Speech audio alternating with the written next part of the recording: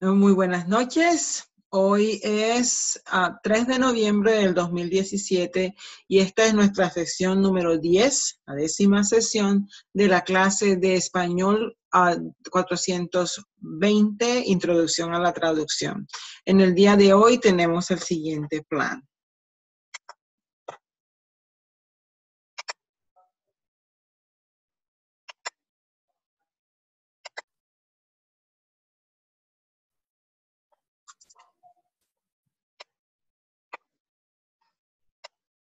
En primer lugar, vamos a comenzar poniendo en manos de Dios esta jornada. Hoy les traigo una canción que tiene partes traducidas y hay mucha modulación que es parte del foro que tenemos hoy. La clase pasada les anuncié que íbamos a hacer un quiz, pero por problemas técnicos con Moodle no se pudo esto. Así que vamos a concentrarnos en la tarea del tema de hoy, que es la transposición en cuanto a lengua y a técnicas. En la tarea de hoy deberán hacer transposición de estas dos oraciones, ¿sí? Van a generar tantas transposiciones como puedan de la traducción de las siguientes frases. O lo van a traducir y luego van a hacer transposiciones. Pueden crear entre 10, 15 transposiciones en cada una. El español es más generoso en eso. Ya vamos a ver cuando estemos en el tema. Es la primera oración es I think that Elena can sell the house. And the other one is Juan escribió un breve y alegre libro. No solamente van a traducir, sino que van a generar transposiciones. Ya luego sabrán qué es eso. Luego de estudiar el tipo de transposiciones que tenemos para hoy, van a hacer traducciones de estas oraciones y en esas traducciones van a hacer transposiciones de este tipo, ¿sí? De adverbio a adjetivo, de adjetivo a adverbio, de sustantivo a adjetivo, de adjetivo a sustantivo, ¿sí? En esas oraciones van a detectar esas categorías gramaticales y luego la van a traducir siguiendo lo que pide la regla, ¿sí? Aquí dice que en el último, por ejemplo, dice la cuarta, que de adjetivo a sustantivo, entonces van a buscar qué melodramático es el adjetivo y ustedes deberán ofrecer un sustantivo en la traducción, ¿sí? Así que hay que poner mucho oído y atención a la explicación para poder lograr este efecto. En cuanto a más contenido de la clase, les digo que hoy hay un foro, el foro acerca del tema de la semana pasada, que es la modulación. Aquí lo tienen. ¿Sí? Presenten 3 ejemplos de la modulación que ocurre entre el español y el inglés y comenten los ejemplos de 2 compañeros. ¿Sí? Si ustedes conocían los ejemplos que sus compañeros han propuesto, o si pueden agregar algo al respecto, o si ustedes conocen otra modulación de esa misma idea porque conocen otros dialectos. Deben presentar la modulación y ya ustedes saben lo que es la modulación. Así que vamos a hacer un ejercicio sobre modulación. Estaba pensando en la oficina con Krista que yo tengo una idea de una modulación que no incluí y es como cuando los amigos dicen, oh, I can't wait to see you, ¿sí? En inglés. Y en español, muchos que he oído traducir esa oración dicen, no puedo esperar y eso para verte. Y eso no se dice en español, se dice, tengo muchas ganas de verte. Y ahí hay modulación. Entonces, ¿ustedes conocen otra manera de expresar esta idea haciendo otra modulación? ¿O conocían ese caso? ¿O conocían lo que han hecho los americanos cuando traducen esto literalmente? Ese es el tipo de comentario que se va a ofrecer y van a hacerlo a 2 compañeros. Entonces, en la parte del foro para la semana que viene, esto va a ser la modulación. En cuanto a contenido, hoy en Historia de la Traducción tenemos el siglo de oro en España y en retos y problemas de la traducción vamos a hablar de los diccionarios. Por último, en cuanto a lengua y técnicas, vamos a hablar de la transposición, que es el tema hoy que conecta tanto lengua como técnica de traducción, ¿sí? Entonces, iniciemos con nuestro devocional.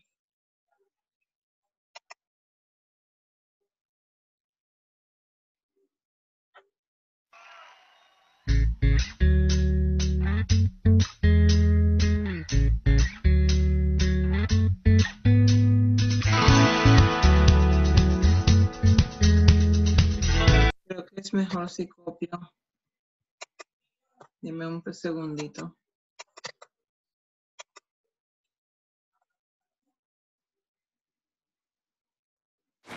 So what's big man Joe Staley doing? Oh, no. He's celebrating a touchdown. He didn't.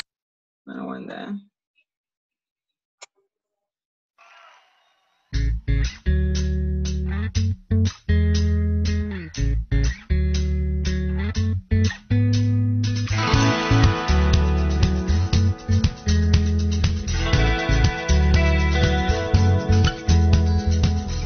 Cambiaré mi tristeza, cambiaré mi vergüenza, los entregaré por el gozo de Dios. Cambiaré mi dolor y mi enfermedad, los entregaré por el gozo de Dios. Sí, Señor, sí, sí, Señor, sí, Señor, sí, sí, Señor, sí, Señor, sí, sí, Señor, amén. Estando atribulado, pero nunca derrotado y perseguido esté hoy, maldiciones no me afectan, pues yo sé a quién voy, en su gozo fuerte soy. Aunque triste en la noche yo esté, gozo viene en la mañana. Cambiaré mi tristeza, cambiaré mi vergüenza, los entregaré por el gozo de Dios. Cambiaré mi dolor y mi enfermedad, los entregaré por el gozo de Dios. Sí, Señor, sí, sí, Señor, sí, Señor, sí, sí, Señor, sí, Señor, sí, sí, Señor, amén. Sí, Señor, sí, sí, Señor, sí, Señor, sí, sí, Señor, sí, Señor, sí, sí, Señor, amén. Estando atribulado, pero nunca derrotado y perseguido esté hoy, maldiciones no me afectan, pues yo sé a quién voy, en su gozo fuerte soy. Aunque triste en la noche yo esté, gozo viene en la mañana. Cambiaré mi tristeza, cambiaré mi vergüenza, los entregaré por el gozo de Dios. Oh, oh, oh. Cambiaré mi dolor y mi enfermedad, los entregaré por el gozo de Dios. Oh, oh, oh, el gozo de Dios.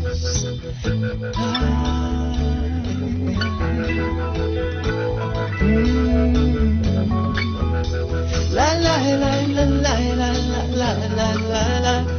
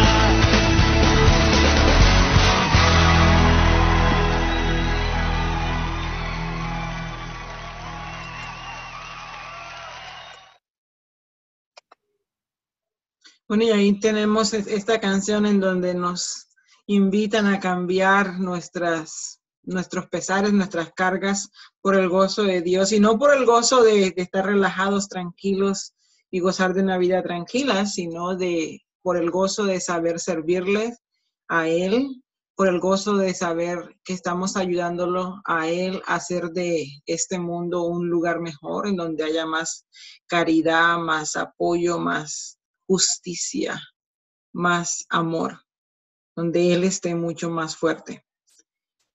Dios nos bendiga a través de las manifestaciones culturales que nos regalan, donde se refleja en el nombre del Padre, del Hijo y del Espíritu Santo. Amén. Empecemos entonces con las asignaciones del día.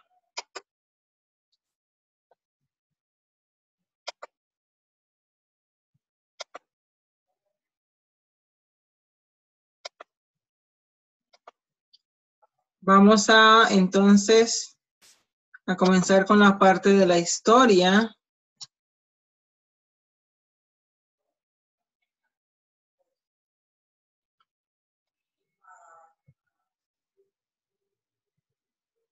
Y tengo aquí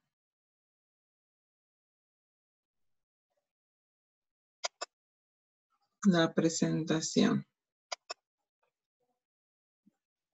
Entonces, en la parte de historia hoy vamos a ver la traducción durante el siglo de oro en España. También vamos a ver lengua, teoría y técnicas aquí. Comencemos entonces con la historia, ¿sí?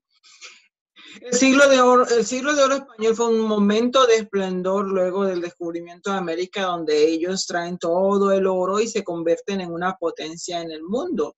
En el mundo de ese entonces. Esto cubre el siglo XVI hasta el siglo XVII, y en la cultura y en la literatura se valoraba mucho la traducción, porque era un mecanismo a través del cual se accedía a los clásicos latinos y a los clásicos griegos, pero también era una manera en la que las traducciones del español, las buenas traducciones del español, se hacían llegar al resto de Europa por medio de la traducción. ¿Sí?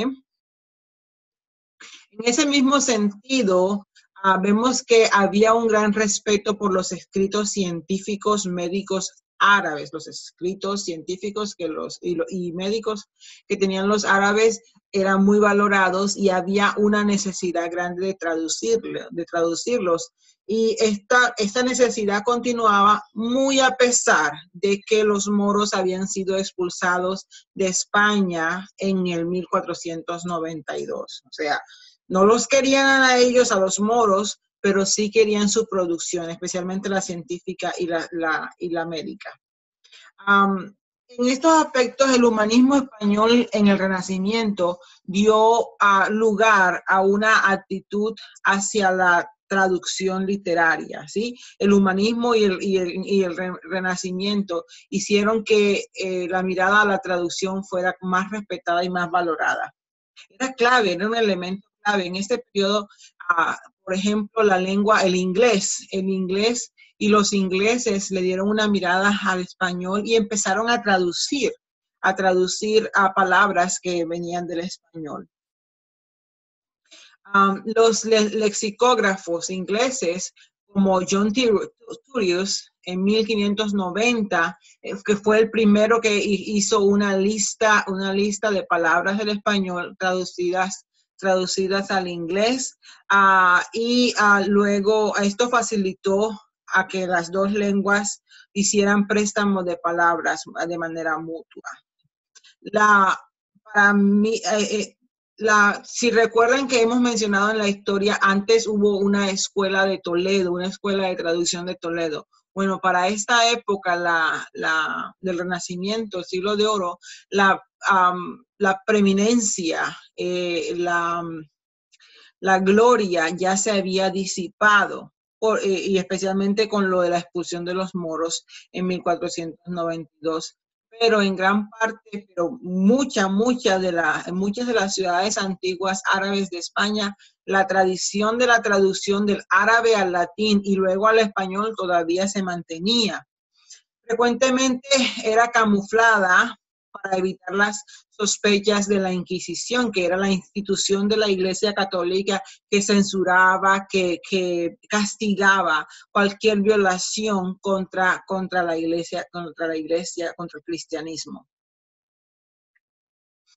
La primera traducción conocida al español del Corán se hizo en 1456, pero después con la situación en 1492 y la situación de que hubo un caso muy grande de árabes, moros que se quedaban en España, ¿sí? Ellos se quedaron ahí en España y eran conocidos como moriscos, ¿sí? Moriscos. Y la condición para que ellos se quedaran en España era que aceptaran la Iglesia Católica, la Iglesia Cristiana y se bautizaran. Todo lo que fuera islámico, todo lo que fuera ajeno al cristianismo era castigado y por lo tanto lo hacían en secreto.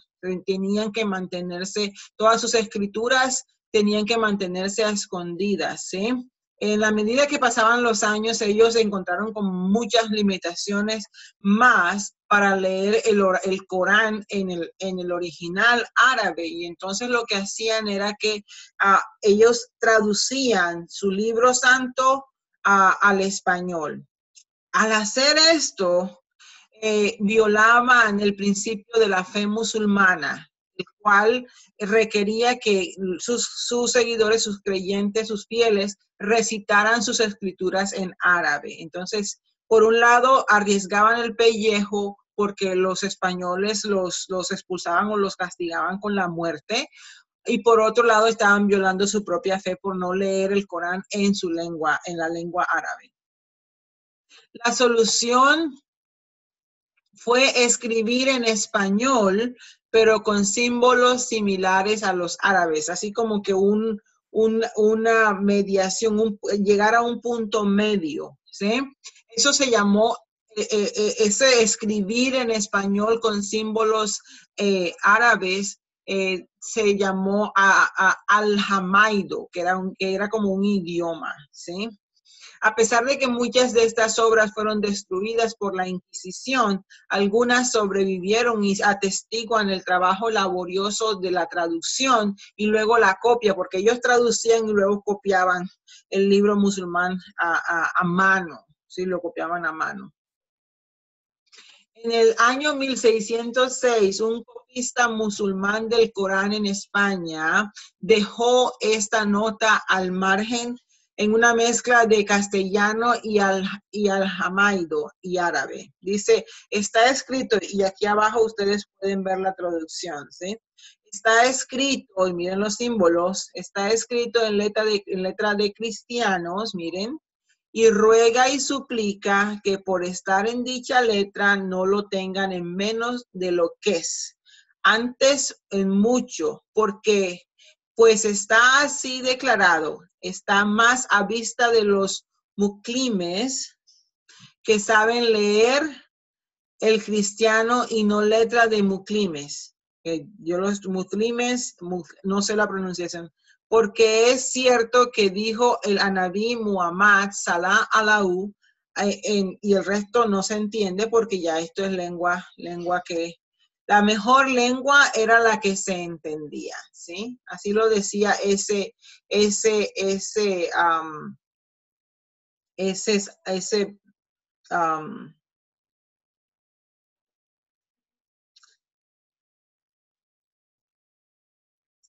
como lo dijo el Anabí Muhammad, es una persona, y acá en inglés sí tienen ustedes, ¿sí? El profeta Muhammad, ¿sí? Peace be unto him. Ese era un profeta de ellos y dijo esto, ¿no? La mejor lengua es la que más se conoce, la que más se entiende. Pero en este ejemplo ustedes pueden ver la combinación de escribir árabe con símbolos mezclados de las dos lenguas. Y entonces así respondían a satisfacer las exigencias de los españoles, pero también trataban de mantener conexión con sus raíces, con el al-Jamaido. La relación entre los árabes y los cristianos se observa en numerosas partes de la obra El ingenioso hidalgo Don Quijote de la Mancha, ¿sí? Cervantes, su autor, atribuye, cuando leemos el primer capítulo de Don Quijote, Cervantes, el narrador, explica, no Cervantes, no, el narrador explica que el autor de esa obra, y muchas más veces en la obra lo menciona. Bueno, miren esto que dice. Él atribuye la autoría de su Don Quijote a una variedad de personajes y de traductores. Algunos eran moros, otros eran cristianos, y expresa su opinión acerca de los traductores en el proceso. Dice un punto particular que Cervantes nos deja es una metáfora para describir la traducción, la cual es citada con frecuencia por parte de teóricos e investigadores. Lo que dice Cervantes acerca de la traducción es muy reconocido en el mundo de los literatos, los seminarios sobre Don Quijote, o también en el mundo de la traducción. Dice así: pero con todo eso, me parece que el traducir de una lengua en otra, como no sea de las reinas de las lenguas griega y latina, es como quien mira los tapices flamencos al revés, que aunque se ven las figuras, son llenas de hilos que las escurecen y no se ven con la lisura y la tez de la haz del lado derecho, ¿sí? Lo que Cervantes nos está diciendo es que, a excepción del latín y del griego, cuya belleza clásica no puede ser arruinada ni por una mala traducción, el reto de los traductores es mantener el producto final, evitando que se parezca al reverso de un tapete flamenco, con sus imágenes en negativo, con sus hilos que no nos permiten ver claramente las imágenes que están al derecho. Entonces, él tenía un concepto muy escéptico acerca de las traducciones. Escondía mucho, se perdía mucho. Y por ahora esto es todo lo que vamos a estudiar hoy en cuanto a la traducción durante el Siglo de Oro en España, ¿sí? Continuamos entonces con la parte de teoría y lengua con respecto a la transposición. La transposición es la segunda técnica, si tenemos en cuenta que la semana pasada estudiamos la modulación y esta vez vamos a ver la segunda técnica, que es la transposición. Es con N, transposición, se escriben las dos realmente.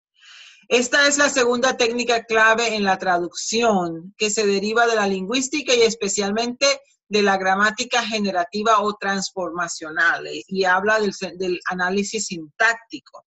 La transposición se basa en la idea de que un pensamiento, una idea, puede ser expresada sin que afecte violentamente la estructura profunda, puede ser expresada en múltiples formas. El mismo pensamiento puede expresarse en 5, 6, 7, 10, 11, 12, 16 maneras diferentes sin que cambie el significado, ¿sí? Algunas transposiciones suenan más naturales, mientras que otras en la lengua término, mientras que otras no serán posibles por razones estilísticas o gramaticales. El traductor que tiene mucha habilidad, que es muy adiestrado, debe ser capaz de generar un rango amplio de estas transposiciones, muchas veces de manera inconsciente, y seleccionar la que suena más natural e inclusive la más elegante en la lengua término. Miren este ejemplo, ¿sí? He presented an excellent draft of the treaty, ¿sí? Aquí estamos viendo 9 maneras diferentes en que se expresa, se traduce esa oración del inglés al español, pero se expresa de manera diferente sin cambiar el significado, ¿sí? Entonces, presentó un excelente borrador del tratado, traducción. Presentó, traducción 1. Traducción 2, él presentó un excelente borrador del tratado. Incluimos él, ¿verdad? Tercera, el borrador del tratado que presentó fue excelente. Vamos entonces cambiando aquí el sujeto. En lugar de él, acá hablamos del borrador, ¿sí? Y sigue diciendo que presentó y que fue excelente. Excelente fue el borrador del tratado que presentó. Es la misma idea, excelente, ¿sí? The treaty, the draft, el borrador siendo excelente, el borrador que presentó. El tratado en borrador, ahí cambiamos un poquito. El tratado en borrador que presentó fue excelente, pero este en borrador no afecta el significado, ¿sí?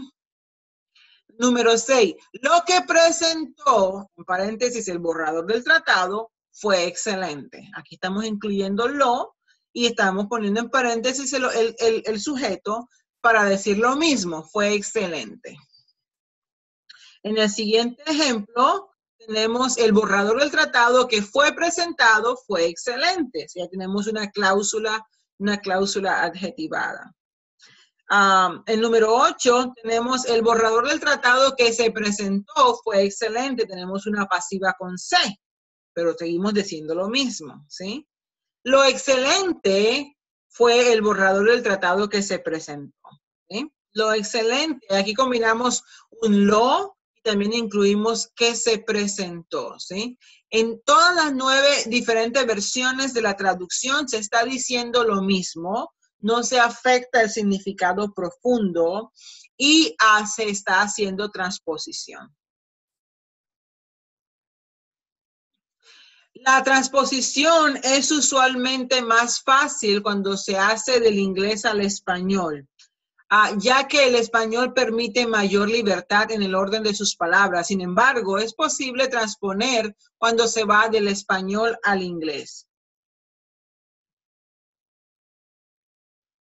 Miremos esta oración. Qué lástima que Jorge es tan estúpido. What a shame that Jorge is so stupid. Vamos a ver estas 4 oraciones. What a shame that Jorge acts so stupidly. Stupid. Bueno, no sé decir esa palabra. Stupid Jorge. What a shame. ¿Sí? What a shame that Jorge is capable of such stupidity. Ahí está, 4, 3. Y last one, Jorge is so stupid and that is a shame. ¿Sí?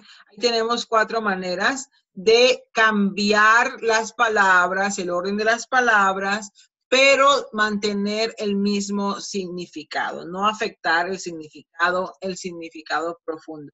En estos ejemplos no se ha cambiado el significado básico, aunque el orden de las palabras y la función de algunas de ellas sí ha sido alterado. Por ejemplo, tenemos la palabra estúpido aquí, pero acá tenemos el adverbio stupidly, ¿sí? Aquí usamos stupid again, aquí hablamos de stupidity, ¿sí? Aquí volvemos a stupid.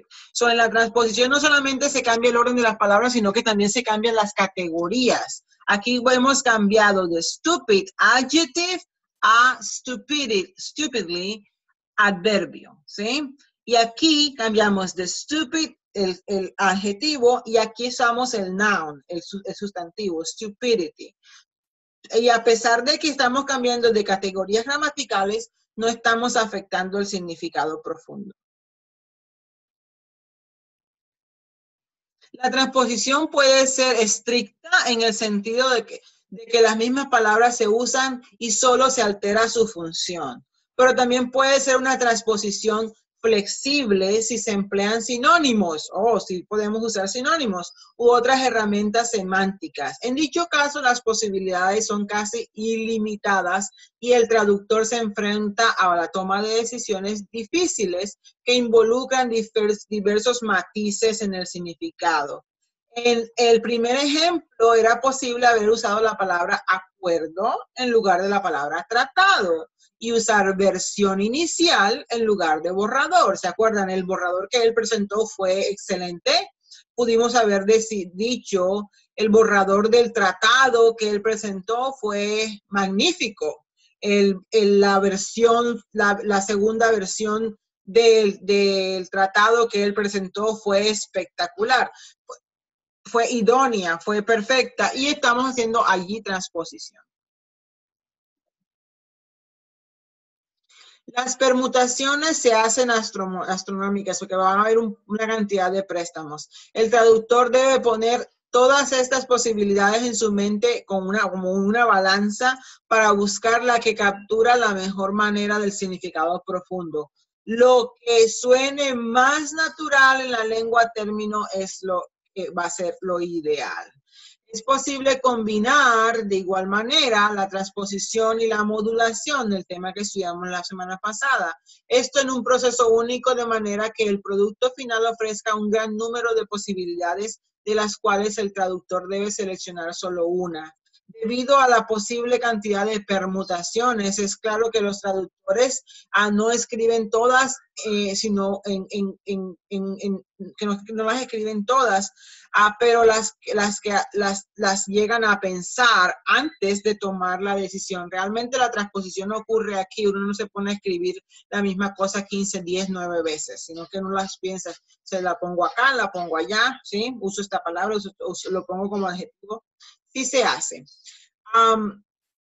Y de igual manera como ocurre con la modulación, el traductor puede encontrarse con la situación de que su cabeza está tan inmersa en la mecánica del proceso para tomar una decisión sabia y objetiva. Entonces, cuando le ocurra esto, que no puede ver más allá porque tiene demasiadas opciones y no sabe cuál escoger, ya ninguna le suena normal, pues tiene que contar con la ayuda de un nativo amigable a que no tenga tanto filtro para que le ayude a escoger la que suena más natural. Por otro lado, el traductólogo Vázquez Ayola también presenta un amplio rango de posibilidades para la transposición. Él dice que puede hacer transposición de adverbio por el verbo, que puede haber transposición del adverbio por el sustantivo, o transposición del adverbio por el adjetivo, o transposición del pasado participio por el sustantivo, o transposición del verbo por el adjetivo, o transposición del adjetivo por el sustantivo, o transposición del posesivo por el artículo definido. A continuación vamos a ver, ya hemos visto algunas de estas, pero vamos a ver más casos, porque ahora vamos a cambiar a la transposición desde el punto de vista del traductólogo Newman, ¿sí?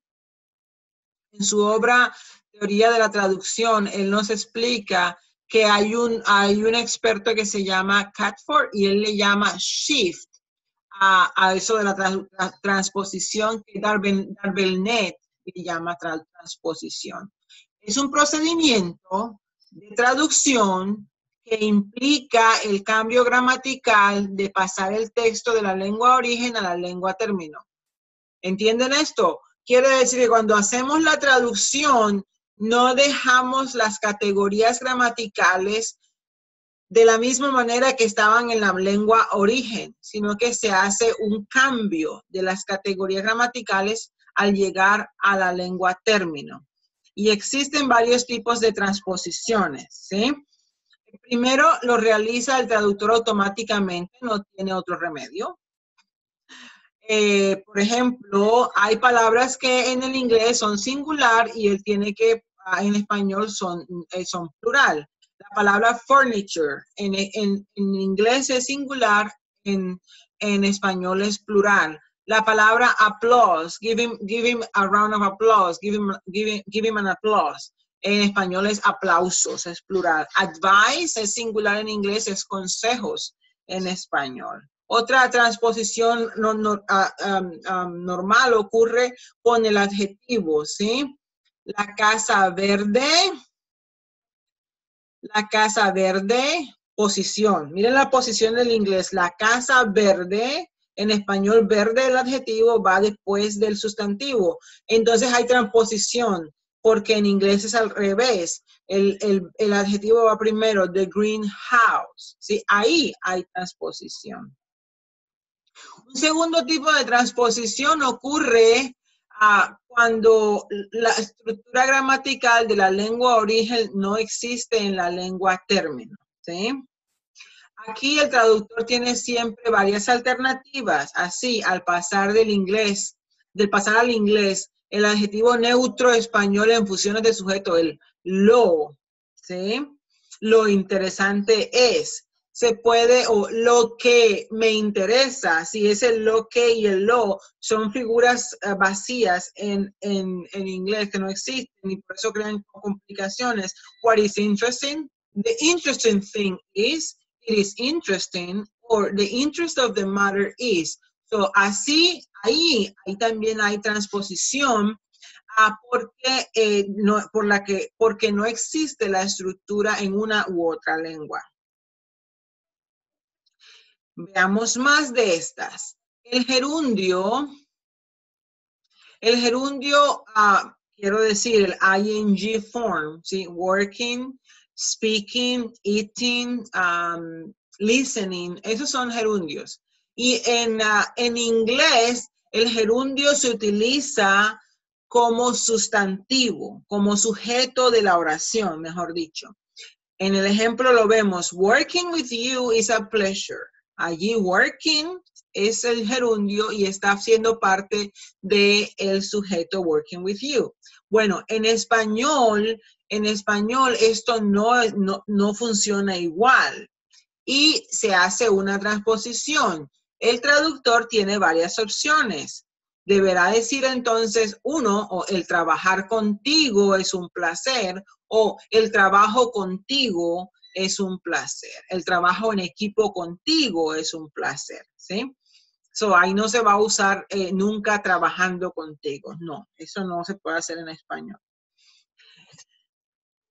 Este tipo de transposiciones verbales también incluyen la figura del auxiliar do, does o did, que no existen en español, ¿sí? Porque en español el verbo con su conjugación refleja quién hace la acción y cuándo hace la acción. Cuando yo digo yo trabajé, allí esa E con tilde está explicando quién lo hace, yo, y cuándo lo hice en el pretérito, en el pasado, ¿sí? Entonces, ahí hay transposición del español al inglés porque se incluye el do, que en el inglés el verbo no muestra esto, o se elimina al venir del inglés al español. La construcción verbal, otro caso también es la construcción verbal acabar de más infinitivo, que se traduce I've just done that, ¿sí? I recently did that, ¿sí? En el inglés utiliza el presente perfecto, with just. I have just done that. El español no utiliza el presente perfecto en ese caso. En ese caso el español utiliza acabo de hacerlo. ¿Sí? Inglés, I have just done it, or done that. Allí hay transposición. El tercer tipo de transposición en la que se puede dar una traducción literal, pero tal vez choque con el uso de la lengua término. No se puede decir. Bueno, no, es que no me sale, no existe. Allí no, realmente no existe. En ese último tipo de traducción, de transposición. Además, hay un gran número de voces estandarizadas del inglés al español que merecen la pena resaltar, aunque todas tengan más de una traducción. Miren esto. Adverbio más adjetivo en la lengua origen. Luego en la lengua término, nombre más adjetivo. ¿Sí? Look at this. Miren el ejemplo. Adverbio, I said adverbio más adjetivo. Exceptionally large. Este es el adverbio y aquí está el adjetivo, ¿sí? Esto es en la lengua origen, que va a ser el inglés. Miren lo que pasa en español. Nombre más adjetivo en la lengua origen. Nombre, sustantivo, importancia. De una importancia excepcional. Sí, estoy traduciendo esto, exceptionally large. Y aquí tengo un adverbio más un adjetivo. En español no voy a hacer eso. En español voy a decirlo, tengo la opción de decirlo usando el sustantivo importancia más el adjetivo excepcional, ¿sí? Así que esta es una manera de llegar a la traducción por medio de la transposición.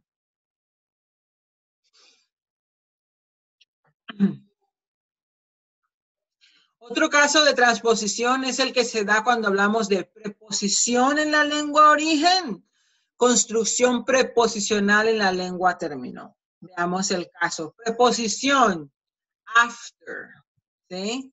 After, podemos decir al término de, o podemos decir después de, y ahí hay una construcción preposicional. Cuando decimos excepto, except, en inglés, en español podemos construir nuestra traducción diciendo a excepción de, y tenemos toda una construcción preposicional compuesta de estos tres elementos, tres preposiciones. ¿Sí?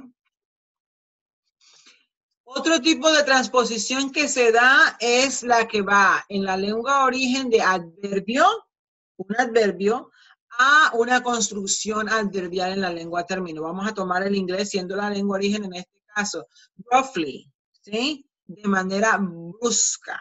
No se dice, se puede decir bruscamente, sí, pero también se puede hacer transposición y decirlo así, de manera brusca.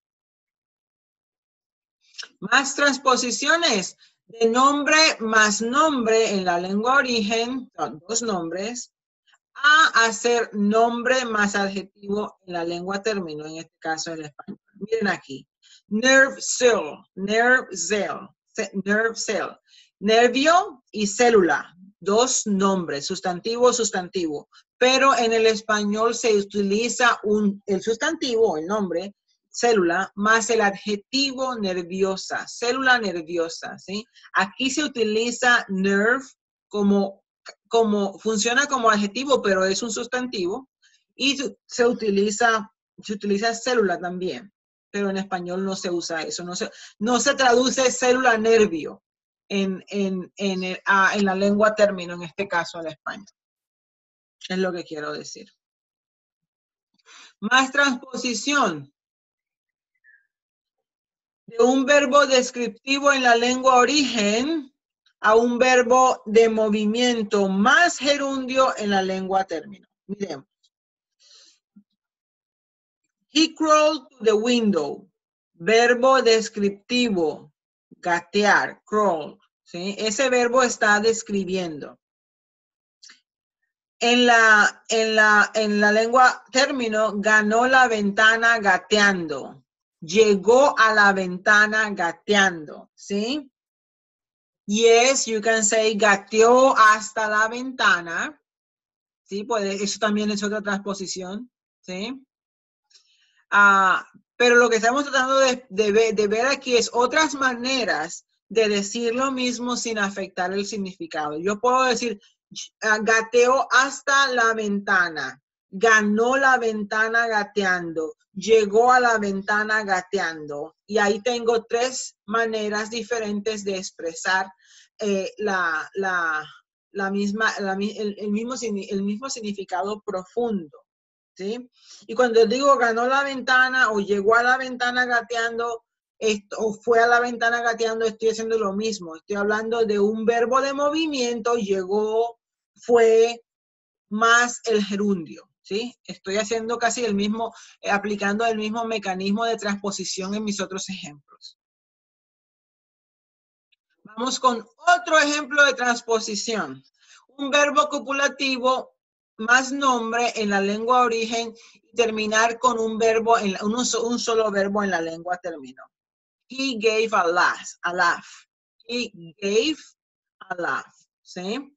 So gave va a ser el verbo conector, el verbo copulativo, que está conectando he and a laugh.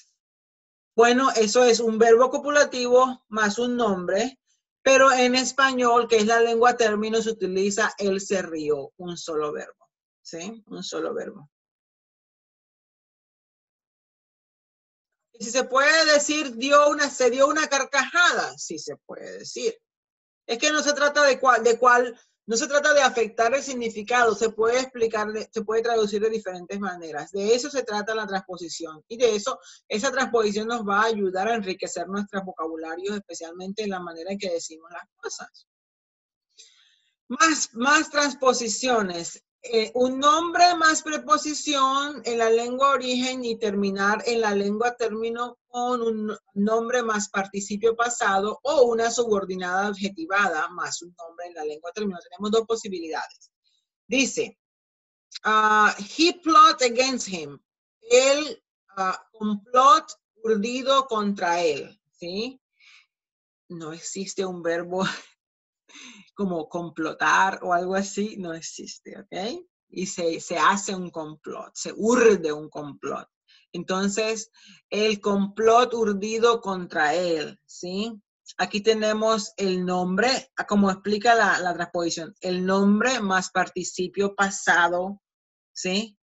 Vamos a ver el otro ejemplo que nos da la cláusula subordinada adjetivada. Oh, perdón. The tower on the hill, ¿sí? The tower on the hill. La torre que se erguía en la colina. Que se erguía en la colina es una cláusula subordinada adjetiva que acompaña al nombre, ¿sí? Que tiene un nombre también, ¿sí?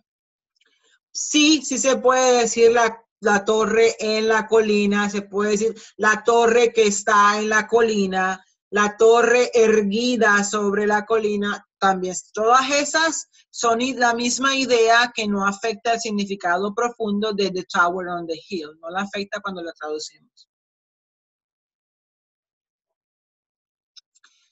Vamos con otra transposición. Oración subordinada o a veces un sintagma adverbial en la lengua origen y en la lengua término una construcción de participio en la lengua término. Construcción de participio. Hado, ido. When the time comes, at the right time, I'll be ready. Llegado el momento, estaré listo. Veamos. Dice, when the time comes, dice oración subordinada, ¿sí? I'll be ready, ¿sí? I'll be ready when the time comes. Aquí tenemos when the time comes siendo la subordinada, ¿sí? ¿Sí? También se puede hacer con un sintagma adverbial, pero aquí tenemos una subordinada, when the time comes. Ahí está en la lengua origen. ¿Qué pasa en la lengua o término? Tenemos la construcción con el participio pasado, que es llegado. ¿Sí? Llegado el momento, estaré listo. ¿Sí? Esta parte, when the time comes, es la subordinada. When the time comes es esto, llegado el momento. ¿Sí? Can we say cuando llegue el momento, cuando llegue la hora, cuando llegue el tiempo? El tiempo no, pero cuando llegue la hora, cuando llegue el momento, sí. Llegado el momento, también, ¿sí? A la hora de la verdad, también. And I just changed everything there, but I was saying the same thing. Estaba diciendo la misma cosa. Más. El cuarto tipo de transposición consiste en llenar un vacío léxico virtual con una estructura gramatical. Veamos este ejemplo. No, la lengua origen va a ser el español, la lengua término va a ser el inglés. A la salida del teatro. We're not talking about the exit door. No, estamos hablando a la hora de la salida, ¿sí? En español, a la salida quiere decir cuando se acabó la película y todo el mundo sale. Esa es a la salida. Bueno, no tenemos, en inglés no se encuentra eso, no se dice at the exit of the, no se dice. So, una manera para llenar ese vacío es una estructura gramatical, as we come out of the theater, ¿sí? Se hace una estructura gramatical con un casi comparativo ahí.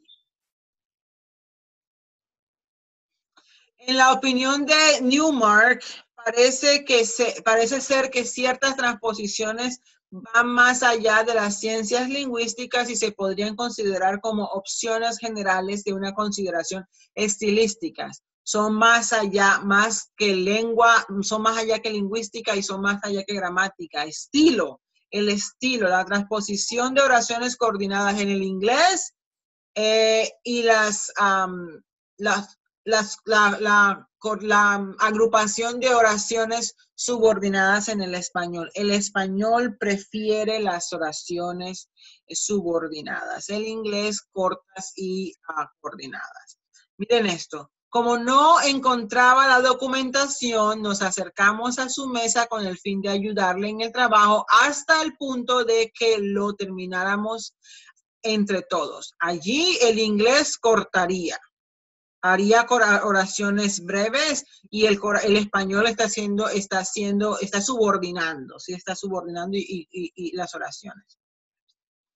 Todos sabemos que las lenguas romances tienen la tendencia a subordinar, mientras que el inglés, influenciado por algunos, por la Biblia en la versión King James y en último término por el hebreo, prefiere las oraciones simples o coordinadas. Asimismo, da la impresión de que muchas lenguas tienden a convertir los verbos activos en nombres animados. Il boise es un bebedor empedernido. Ahí tenemos el bebe mucho.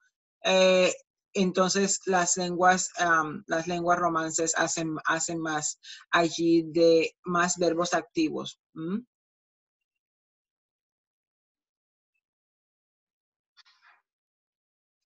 Estos son un ejemplo. Lo que vamos a ver a continuación son ejemplos de transposiciones que giran todas en torno al sujeto de las lenguas romances. Miren esto. Una vez elegido, Lázaro carácter. ¿Sí? Once he had been elected, Mr. Lázaro. ¿Sí? Entonces, una vez elegido, el participio pasado está girando en torno al personaje que fue escogido. ¿Sí? Pepe alegre se fue. Pepe se fue alegre. Aquí hay transposición. ¿Sí? Pepe alegre se fue. No es el primer orden de palabras que se utiliza. Podemos decir, Pepe se fue alegre. Pero lo hemos hecho transposición. Pepe who was happy left. El hombre que estaba junto a la puerta. The man standing at the door. ¿Sí? El hombre que estaba junto a la puerta. Todas estas giran en torno al sujeto. Miren esta última. Mi hermano crédulo se las tragó como ruedas de molino. ¿Sí? My brother who was credulous swallowed it hook, line, and sinker. ¿Sí? Se las tragó como ruedas de molino. Crédulo, está usando toda una descripción para hablar de sujeto. Con mucha frecuencia se altera el orden de las palabras de manera innecesaria, como vimos que se fue alegre, se vuelve. Cuando sería más fácil utilizar un sinónimo léxico que conserva el orden de las palabras, lo cual evita la aplicación de una transposición para mantener el énfasis. La transposición es el único procedimiento de la traducción que tiene que ver con la gramática. El procedimiento que la mayoría de los traductores usan por intuición. Eso es la traducción. Ahora, en cuanto a la tarea, ¿cuántas transposiciones pueden sacar ustedes de I think that Elena can sell the house? Creo que Elena puede vender la casa. Comencemos ahí. Can we get 10? ¿Podemos obtener 10? La siguiente. Juan escribió un breve y alegre libro, ¿sí? Juan wrote a brief, no sé. En esta ustedes, ¿cuántas veces pueden? Tradúzcanla al inglés. Juan escribió un breve y alegre. Traduzcan esa al inglés y luego multiplíquenla. Díganlas de maneras diferentes. ¿Cuántas veces pueden decirlo en diferentes palabras, diferentes órdenes de palabras, diferentes categorías gramaticales de las palabras, sin afectar el significado de esas dos oraciones, tanto al inglés como al español, tanto la primera como la segunda? ¿Sí? Y en la segunda parte de la tarea van a traducir estas frases. ¿Sí? Tienen dos para el primer caso, en donde van a traducir lo que está en adverbio, obviously, en genuinely, lo van a traducir al español utilizando adjetivos. Estos dos deben aparecer como adjetivos en la traducción al español. Aquí, de adjetivo a adverbio. Eduardo siempre había sido veloz para aprender. Look at that. Veloz is your adjective in this sentence. Jaime quería ubicarlo a máxima claridad. ¿Sí? Jaime quería ubicarlo con máxima claridad, actually.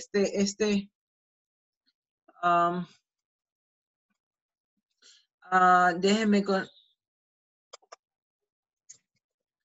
con máxima claridad. Let's go back to the ouch. Aquí está. Aquí, ya lo corregí. ¿Sí?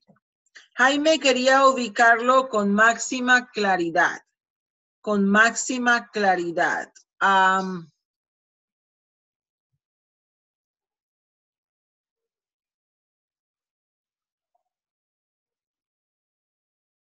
Esta oración me tiene confundida. La voy a cambiar, la voy a precisar, no la voy a cambiar, la voy a precisar para corregirla, ¿ok? Ahora no puedo pensar cuál es. Pero sí, de Eduardo está bien. Esta de Jaime la tengo que corregir. De sustantivo a adjetivo, ¿sí? Sustantivo, tuvo dificultad en hacer los arreglos del viaje. Busquen el sustantivo dificultad y en inglés háganlo adjetivo. La siguiente es, no constituyó una influencia de inmenso poder. Influencia va a ser su palabra. Y tienen influencia y tienen poder. Pueden optar por cualquiera de las dos y hacer un adjetivo de ellas en inglés, ¿sí? Creo que se puede más con influencia. De adjetivo a sustantivo, I am not melodramatic, ¿sí? Melodramatic being the adjective in English. Do that, translating that into Spanish, where melodramatic is not an adjective, but it has to be a noun. ¿Sí? To set someone free, aquí está, free is going to be your adjective. It must show in Spanish as a noun, ¿ok? No puede ser un adjetivo, no puede ser libre, tiene que ser el sustantivo de libre. Y hasta ahí está la clase de hoy en cuanto a transposición y en cuanto a historia.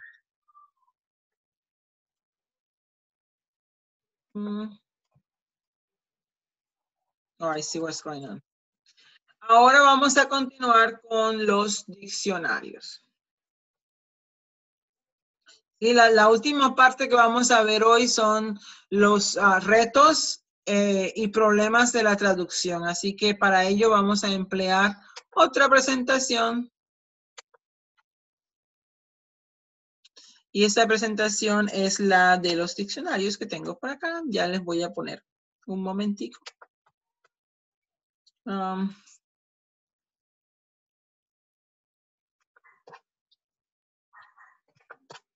Aquí estoy otra vez, pero falta el share. Aquí está. ¿Sí? No allí. Oh, my. Comencé por el final.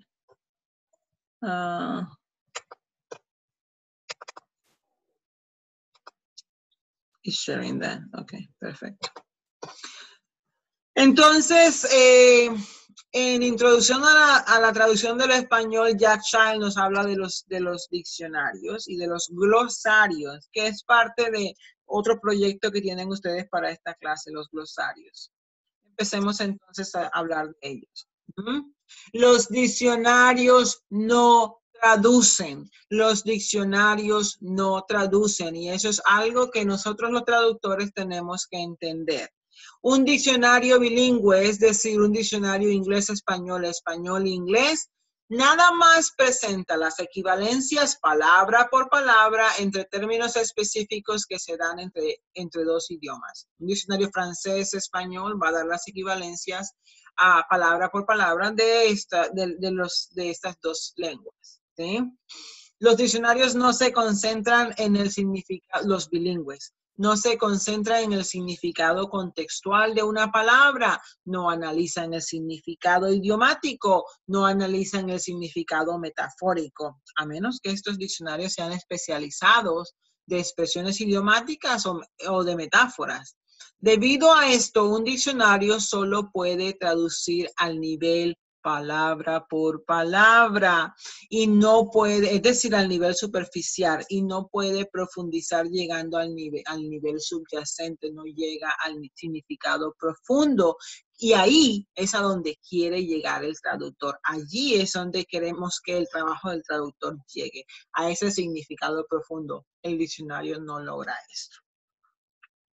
Es que cuando tenemos diccionarios así, podemos perder la posibilidad de encontrarnos con errores porque puede haber cognados falsos, puede haber significados múltiples de una palabra, y esto debe alertar al traductor por el hecho de que un diccionario bilingüe es una herramienta poco confiable. No se puede, como traductor, confiar en un diccionario bilingüe, ¿sí? En otras palabras, la única persona que puede usar un diccionario bilingüe es una persona bilingüe, ¿sí? Y esto parece raro, pero es que solamente le va a servir para acordarse de palabras que no le vienen a la mente, ¿sí? En primer lugar. Y sí, una persona bilingüe puede ser que no lo necesite. Lo que pasa es que la persona que no es bilingüe no sabe si la palabra, si ese es el significado correcto de la palabra, si existen otras maneras, si hay expresiones idiomáticas. Entonces, es la única persona que puede usarlo, pero no lo necesita. ¿Para qué sirve entonces un diccionario bilingüe? Tienen un propósito, ¿sí? Los diccionarios pueden darle una sacudida a la memoria de una persona bilingüe porque le pueden dar sinónimos que se le habrán olvidado o que se le pasaron por alto. Y si son muy profundos, muy exhaustivos, los diccionarios bilingües pueden darle a conocer al traductor si existen significados múltiples para la palabra que busca. Si hay diccionarios bilingües exhaustivos que son muy profundos, ¿sí? Y entonces dan más significados, se llevan páginas inclusive traduciendo una palabra, ¿sí? Y allí puede prevenir al traductor de errores, cometer errores. Otro propósito de los diccionarios bilingües es para que pueden usarse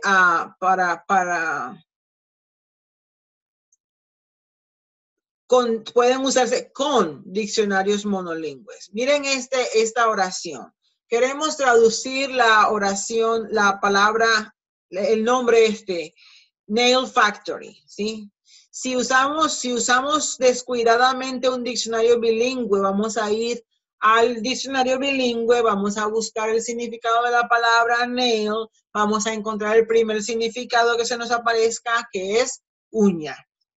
Y entonces ya sabemos que factory es fábrica, uña fábrica. Entonces podemos llegar a decir que es una fingernail factory, ¿sí? Y podemos creer que estamos en lo cierto. Pero si hubiéramos buscado en un significado monolingüe de español, la primera palabra que el traductor se habría encontrado cuando buscara la palabra uña sería esto, la parte final del dedo, la parte córnea que cubre la punta de los dedos. Y se habría dado cuenta que ahí había algo que no tenía sentido. Entonces habría regresado al diccionario bilingüe y habría encontrado a un diccionario más meticuloso y habría encontrado un segundo significado, ¿sí? Clavo. Y al ver otra vez en el monolingüe que es clavo, se había dado cuenta que es una pieza de hierro con cabeza y punta que se hunde en un cuerpo sólido para asegurar una cosa. Entonces, ¿estamos hablando de una fábrica de uñas o de una fábrica de clavos? Si viéramos si el diccionario tuviera fotos, ilustraciones, imágenes, entonces esto habría ayudado más a confirmar las posibilidades y se habría optado por la solución correcta. Por lo tanto, un traductor serio necesita un diccionario serio, un diccionario exhaustivo, monolingüe, tanto de las dos lenguas, de la lengua origen y de la lengua término. Es decir, que si traduce español-inglés, inglés-español, debe tener un diccionario monolingüe de español y un diccionario monolingüe de inglés. Y también un diccionario bilingüe, pero que sea exhaustivo. Lo ideal sería encontrar un diccionario bilingüe que también hubiera una sección de expresiones idiomáticas con proverbios y que tuviera también cognados parciales, cognados falsos, cognados parcialmente falsos, con los respectivos ejemplos, ¿sí? Nosotros ya estamos trabajando en todo este tipo de cognados y nos damos cuenta de las sutilezas de la lengua. Existen diccionarios especializados que ofrecen términos técnicos específicos y regionalistas que contienen coloquialismos. El traductor también puede consultar un diccionario etimológico para ver el origen de la palabra y ver qué le ha pasado a esa palabra históricamente. Puede también utilizar un diccionario histórico para saber cómo ha cambiado el significado de la palabra a través del tiempo, ¿sí? Cuando estamos hablando de diccionarios que representan la autoridad máxima en la lengua, hay uno en español que es el diccionario de la Real Academia de la Lengua Española, que tiene ya tiene su propia versión en el internet que se llama RAE.es de España, ¿sí? RAE.es, allí encuentran ustedes el diccionario de la Real Academia de la Lengua Española. El equivalente en el inglés es el Oxford Dictionary of the Language, ¿sí? Pero estos diccionarios, cuando uno quiere comprar la versión impresa, yo tengo en la oficina, son muy caros y esto hace que el poder adquisitivo se le limite al traductor. Afortunadamente, estos diccionarios están en las bibliotecas, están en las universidades y la gente la puede consultar, pero también lo pueden consultar por el internet, ¿sí? El diccionario histórico por excelencia para referencia de los orígenes de las palabras y la historia, cuando fueron utilizados por primera vez tal palabra en el español, es el diccionario etimológico Corominas. Es inmenso, ¿sí?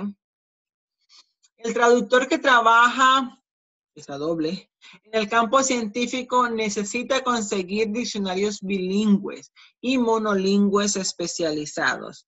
Estos diccionarios cambian con frecuencia por los avances, ¿sí? Constantes de cada campo, no de la tecnología, de cada campo. Y el traductor tiene que mantenerse al tanto, tiene que mantenerse leyendo para saber el cambio de terminología. Otra manera de mantenerse al tanto es hacerse miembro de las organizaciones profesionales y por ahí tenemos ATA, una de las asociaciones de traductores. Eso también es una manera. Allí también publican glosarios, no diccionarios, pero glosarios. Hay que leer para mantenerse al tanto por ejemplo, si usted es un traductor en el campo de la medicina, tiene que estar leyendo la literatura concerniente a ese campo. Y debe hacerlo en las dos lenguas, debe leerlo por separado en las dos lenguas. No traducciones, sino leer los dos. Los dos es muy conveniente. Aparte de los diccionarios, también existen otro tipo de herramienta que se llaman glosarios, ¿sí? Cuando uno hace un trabajo, una traducción, uno siempre se encuentra con que tiene una lista, un grupo de palabras que no conoce y las busca en un diccionario monolingüe. Bueno, los traductores lo que hacen es que hacen sus glosarios para tener un glosario sobre una temática. Y entonces ellos elaboran glosarios en esas listas de palabras que ofrece ellos le buscan el significado en el diccionario monolingüe y lo ponen en una columna y buscan el significado en el diccionario monolingüe de la otra lengua, inglés o español, y hacen 2 columnas, ¿sí? Y allí los guardan, ¿sí? Estos glosarios son mucho más especializados y proporcionan las palabras básicas y se concentran en aquellas, se concentran en aquellas palabras que tienen un significado especial en el campo en particular. Una fuente, ¿dónde están estos glosarios? Bueno, hay bastantes glosarios en las organizaciones internacionales que utilizan traductores. Las Naciones Unidas, la OEA, el IDB, el FMI, el Banco Mundial, son instituciones internacionales que tienen traductores y esos traductores crean glosarios y los publican, ¿sí? La mayoría de los traductores guardan archivos. Cuando ustedes traducen un ensayo y hay 5 o 10 palabras que les causaron problemas, ustedes van y buscan y hacen un documentico aparte y allí ponen las palabras que les causaron problemas, las definen, buscan la definición en inglés y en español y ese es su glosario para ese tema, ¿sí? Lo pueden hacer con tarjetas de index card, lo pueden hacer con un archivo en Word, lo pueden hacer clasificando las palabras, pueden modificar, y esto, bueno, obviamente es un material flexible porque puede modificarse y clasificarse alfabéticamente. Hasta aquí hemos llegado entonces con los diccionarios y con los glosarios. Chicos, ustedes tienen entonces la tarea de el foro y tienen 2 aspectos. El foro es sobre modulación y los otros 2, una tarea sobre transposición, y en la transposición tienen primero 2 oraciones y crear todas las transposiciones que puedan y luego hacer, en la siguiente parte tienen 4 casos en donde van a traducir haciendo la transposición que se les pide, con las categorías que se les pide. Si tienen alguna duda, por favor, visítenme. Ya pronto, ojalá que vean esto pronto, pero ya pronto es la fecha de salirse de la clase si la van perdiendo y que esto no les afecte el GPA o las notas. Así que vengan a hablar conmigo. Espero que vean esto antes del lunes, que es cuando vence la fecha. Que Dios me los bendiga y que sigamos creciendo espiritualmente, intelectualmente y moralmente. Buenas noches. Muy buenas noches otra vez.